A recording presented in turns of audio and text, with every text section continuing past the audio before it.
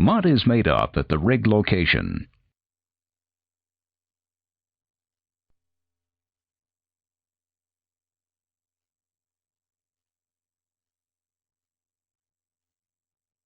Most rigs have several steel mud tanks. Mud and additives are mixed and held in the tanks.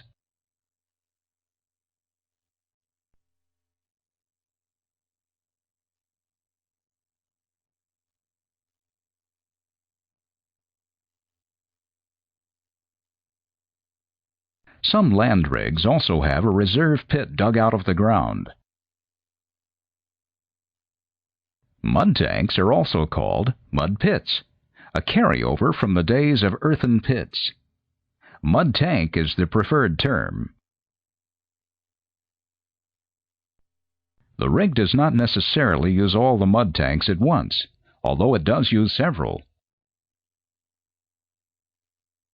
The active tanks hold mud the pump actively circulates. Often, mud components come to the rig in sacks. Normally, the crew stores the sacks in a special compartment called the mud house or sack room. The house or room keeps the sacks dry and allows them to be stored with care. These silo-like tanks are bulk tanks or P-tanks. They hold mud additives like barite and bentonite. Crew members use some additives in such large quantities that suppliers load them into the bulk tanks to save time and money. Bulk tanks usually have their own hopper or pneumatic system for transferring the additives to the mud system. The pump takes the mud out of the active mud tanks and circulates it through the system. Crew members connect the mud tanks with the piping and manifolds. The number of active mud tanks depends on the amount of mud needed to keep the hole full, and the volume required on the surface to keep the mud in good condition for circulating. The sand trap is the tank directly below the shale shaker. The shale shaker removes most of the cuttings from the mud, but some are so small the shaker cannot trap them. These fall into the sand trap. The sand trap is the first settling tank.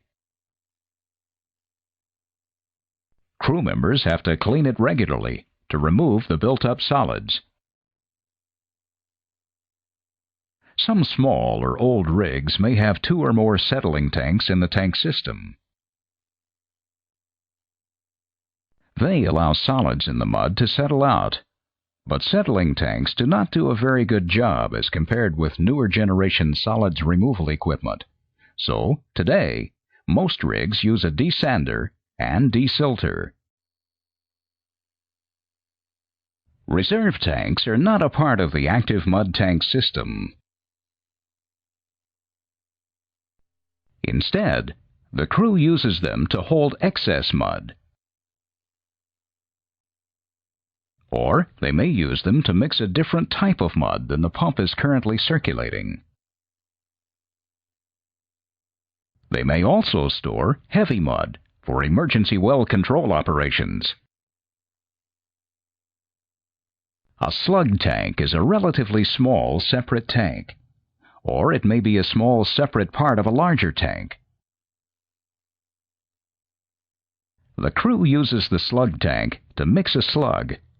A slug is a small amount of heavy mud that is pumped down the string.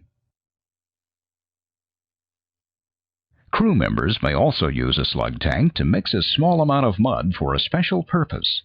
For example, the driller may need to place or spot a small quantity of high viscosity mud, also called a pill, at some point downhole. The suction tank is where the mud pump picks up mud ready to circulate downhole. Mud in the suction tank should be clean, free of solids and gas, and be properly formulated or conditioned. Crew members use the chemical tank to mix special chemicals, such as caustic, that they will put into the active mud tanks. On some land rigs, the rig owner digs a large pit next to the rig. This pit is called the reserve pit.